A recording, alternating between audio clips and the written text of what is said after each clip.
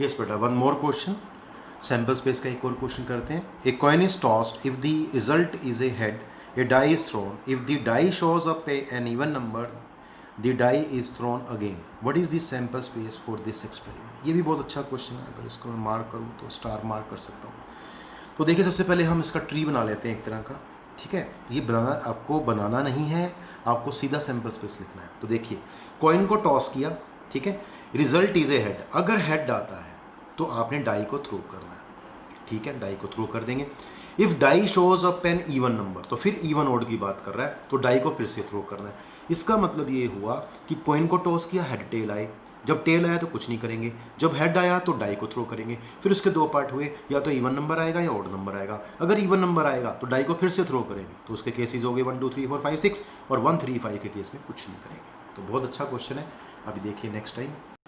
चलिए sample space देखते हैं. सैम्पल स्पेस इज, देखो सबसे पहले क्या आएगा इसमें, टी, क्योंकि टी के साथ कोई केस नहीं था. फिर H1, फिर H3, फिर H5. तो देखिए H1, H3, H5, क्यों? क्योंकि ओड नंबर के साथ कोई केस नहीं था, डबल डबल हो गए. पहले सिंगल, फिर डबल डबल, अब ट्रिपल बनेगा. क्यों? क्योंकि जब आपके पास इसमें इवन पार्ट आया था, देखिए H के साथ 2 1, ठीक है, तो H2 इवन है ना, 2 उसके साथ 1 आ गया. H21, H22, H23, H24, H25, H26. ठीक है, यहाँ एक चीज़ का आपको ध्यान रखना है, यहाँ पे कोमा नहीं आएगा, यहाँ पे ये ध्यान रखेंगे यहाँ पे. तो चलिए नेक्स्ट देखते हैं. इसमें ये 2 है यहाँ पे. चलिए, तो इसमें आ गया H25, H26. उसके बाद इवन नंबर आया था सेकंड टाइम में 4, तो H41, H42, H43, H45, H45, H46. उसके बाद इवन नंबर 6 आया था, H61, H62, H63, H64, H65, H66. मैंने आपको बोला है इसको आप ऐसे भी बना सकते हैं, ऐसे ये डबल आउटकम है, इसको लिख सकते हैं H1, H3 पेयर बना के, और जो ट्रिपल वाला है उसको भी ट्रिपल बना के लिख सकते हैं. कैसे? H2, 6 और ब्रैकेट्स में डाल सकते हो. बाकी सबसे ईजीएस्ट मेथड है इसको करने का. यस बेटा, आगे चलते हैं. अभी आपने सैम्पल स्पेस किया, तो सैम्पल स्पेस के बाद क्या आता है? इवेंट. तो इवेंट क्या होता है? A subset of the sample space associated with the random experiment is called an event. तो जो सबसेट होता है सैम्पल स्पेस का, भाई सैम्पल स्पेस क्या होता है? सेट होता है, तो उसका सबसेट भी सेट ही तो होगा. तो subset of sample space associated with the random experiment is called an event. अगर सिंपल वर्ड्स में बोलें तो जो सबसेट होता है सैम्पल स्पेस का उसको इवेंट कहते हैं. चलिए एग्जांपल देखते हैं. A die is thrown, then sample space is, अगर एक डाई को हम थ्रो करते हैं तो सैम्पल स्पेस क्या बनेगा? Set of 1 2 3 4 5 6. इसमें कितने एलिमेंट्स हैं? 6. Therefore S has 2⁻6, 64 subset. आपको पता है, आपने सेट्स जब चैप्टर किया था तो वहाँ किया था कि किसी सेट के कितने सबसेट होते हैं, तो 2⁻, इतने एलिमेंट्स होते हैं, तो इस सेट के 64 सबसेट होंगे. जितने सबसेट होंगे उतने इवेंट होंगे. तो there are 64 events associated with the random experiment of throwing a die. अगर एक डाई को हम थ्रो करते हैं तो उसमें कितने इवेंट बन सकते हैं? 64 बन सकते हैं. सम इवेंट्स आर, इनमें से कुछ इवेंट्स मैं बता रहा हूँ क्या है. A equal to set of 2 4 6, B equal to set of 1 3 5. These events can also be described as, ये जो इवेंट्स हैं जो मैंने सेट की फॉर्म में लिखा है, इसको हम लैंग्वेज में कैसे लिख सकते हैं? जैसे A सेट है तो इसको मैं कैसे लिख सकता हूँ? Getting an even number. और B सेट है, इसको क्या लिख सकते हैं? 1 3, गेटिंग एन ऑड नंबर, क्योंकि 1 3 5 था. ठीक है, तो इस तरह से इवेंट को हम वर्ड्स में भी डिस्क्राइब कर सकते हैं. यस बेटा. Algebra of events. अलजेब्रा क्या होता है इवेंट्स का? तो वी कैन कंबाइन 2 और more events by using set notations. तो आपने सेट नोटेशंस में किया था, है ना. तो हम क्या कर सकते हैं कि सेट जो नोटेशंस होती हैं, जैसे यूनियन, इंटरसेक्शन, इनको कंबाइन करके हम क्या कर सकते हैं? 2 और मोर इवेंट्स को कंबाइन कर सकते हैं या जोड़ सकते हैं उसको. तो कैसे कर सकते हैं? तो देखिए आप, let A, B, C be events associated with an experiment whose sample space is S.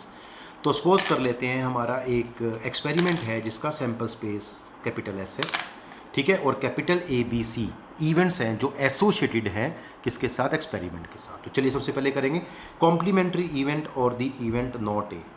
तो कॉम्प्लीमेंट्री इवेंट या नॉट ए इवेंट, ये एक ही चीज़ है. क्या होता है? For every event A there corresponds another event A dash. This is A dash called the complementary event to A. तो ए का कॉम्प्लीमेंट्री इवेंट क्या होता है, ए डैश होता है। It is also called the event not ए। और इवेंट नॉट ए आपको पता है, आपने सेट्स में किया था, ये वही है ए डैश। और ए डैश क्या होता है, वहाँ होता था u माइनस ए। यहाँ यूनिवर्सल सेट क्या होता है, सैम्पल स्पेस होता है। तो यहाँ सैम्पल स्पेस काम करेगा u की जगह जो सेट में था, तो यहाँ पे नॉट ए आ जाएगा ए डैश, और जिसका मतलब होगा s माइनस ए। तो ये आपको फॉर्मूला याद रखना होगा। चलिए, द इवेंट ए और बी, इवेंट ए और बी को कैसे लिखते हैं। देखिए बेटा, इवेंट हम सेट को ही कहते हैं। तो अगर मैं दूसरी फॉर्म में बोलूँ तो ये सेट ए और बी है, और सेट ए और बी को क्या बोलते हैं, आपको सेट्स में कराया ए यूनियन बी कहते हैं। तो जैसे हम सॉल्व करते सेट्स में, वैसे यहाँ करेंगे। The event A and B भी आपको पता है, मैंने सेट्स के में कराया था। एंड की जगह क्या आ जाता है, इंटरसेक्शन। तो ए इंटरसेक्शन बी को बोलते हैं event A and B. The event A but not B, event A but not B कहते हैं डिफरेंस को ए माइनस बी के। ठीक है, ए है लेकिन बी नहीं है, तो इसका मतलब हो गया ए माइनस बी। और इसको हम ऐसे भी लिखते हैं ए इंटरसेक्शन बी डैश। देखिए, सेट्स में तो हम ये यूज़ करेंगे, लेकिन प्रोबेबिलिटी में हम ये पार्ट यूज़ करेंगे। है ये एक ही चीज़, ये आपको ध्यान रखना होगा। The event B but not A, तो इसका रिवर्स हो गया। Event B but not A क्या होगा, बी माइनस ए, जिसको लिख सकते हैं बी इंटरसेक्शन ए डैश। तो ये अलजेब्रा ऑफ इवेंट्स होता है, जिसके अंदर यूनियन, उनका इंटरसेक्शन, उनका डिफरेंस निकालते हैं या उनका कॉम्प्लीमेंट निकालते हैं। चलिए क्वेश्चन समझते हैं इसको। Consider the experiment of rolling a die. Let A be the event getting a prime number and B be the event getting an odd number.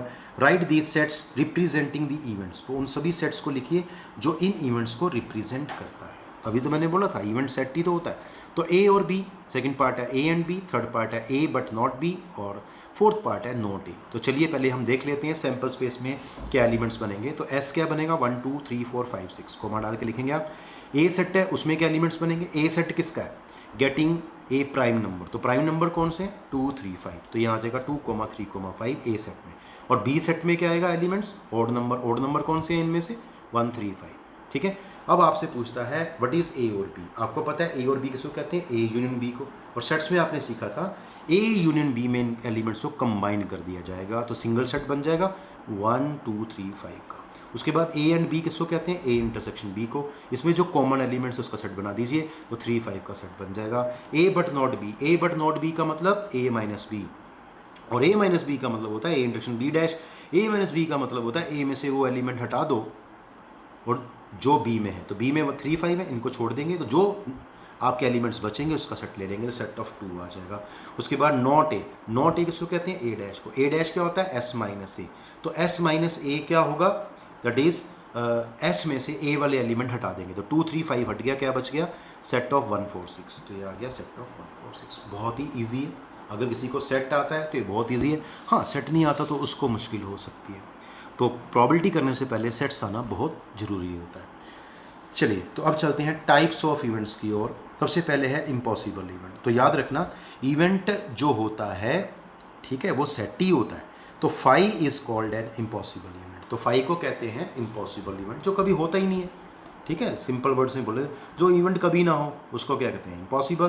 तो अगर सेट की फॉर्म में लिखें तो 5 को बोलते हैं इम्पॉसिबल इवेंट। एग्जाम्पल के तौर पे द इवेंट ई सपोज कर लो एक इवेंट है, the number appears on the die is a multiple of 7। एक डाई पे 7 का मल्टीपल तो कभी आता ही नहीं है। ठीक है, तो आप कहेंगे ये जो इवेंट है, when a die is thrown, when a die is thrown is an impossible event because E किसके इक्वल है, 5 के। क्योंकि एक डाई को थ्रो करेंगे तो 7 का मल्टीपल कभी भी नहीं आएगा, तो ई कैसा इवेंट हो जाएगा, 5। इसका मतलब इम्पॉसिबल इवेंट हो गया। अब आएगा second is sure event. Sure event और सर्टेन इवेंट, तो ये क्या होता है, तो S is called the sure event. ऐसा इवेंट जो हमेशा ही होता है। तो सैम्पल स्पेस जो होता है किसी भी रैंडम एक्सपेरिमेंट का, उसको कहते हैं sure event. Example, the event F, मान लो आपके पास इवेंट एफ है, the number turns up is odd और even when a die is thrown is a sure event. जब एक डाई को थ्रो करते हैं तो उस पर या तो ओड आए या इवन आए, तो वो आपका श्योर इवेंट हो जाएगा। क्यों, क्योंकि ई में क्या आ जाएगा, इवन नंबर भी आ जाएंगे, ओड भी आ जाएंगे, तो सारे एलिमेंट्स आ गए 1 2 3 4 5 6, मतलब एस के सारे इवेंट्स आ गए, तो ई किसके इक्वल हो गया, एस सैम्पल स्पेस के। तो इसका मतलब सैम्पल स्पेस जो होता है वो श्योर इवेंट होता है। अब आएगा सिंपल इवेंट क्या होता है। If N event has only 1 element, अगर किसी इवेंट में, अब इवेंट क्या होता है, एक सेट ही तो होता है, अगर उसके अंदर एक एलिमेंट है तो उसको कहते हैं सिंपल इवेंट।